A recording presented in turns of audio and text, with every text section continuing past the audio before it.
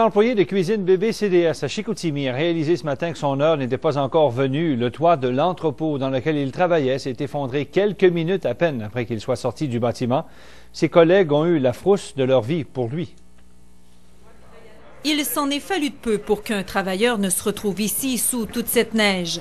Vers 8h45 ce matin, une partie du toit de l'entrepôt du fabricant d'armoires, cuisine bébé CDS, s'est effondrée sous le poids de la neige. Je me suis douillé à la tête, puis je voyais toute une grosse poussière. C'était la neige qui tombait? C'était la neige qui tombait du toit.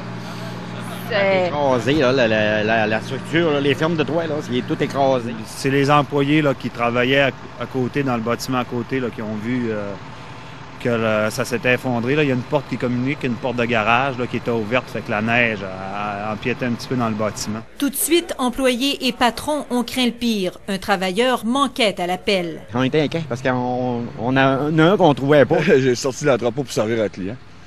Puis après, ça... Là, les gens pensaient que vous étiez encore dans l'entrepôt. Ben, ça a l'air à ça, ouais. On courait après. Vous étiez content de le voir? Oui. Quand on l'a vu, on était contents. C'était ma journée. Les inspecteurs de la CSST pointent du doigt cette rallonge aménagée l'été dernier pour relier l'usine à l'entrepôt. C'est que le toit de cette rallonge est beaucoup plus élevé que le toit de l'entrepôt.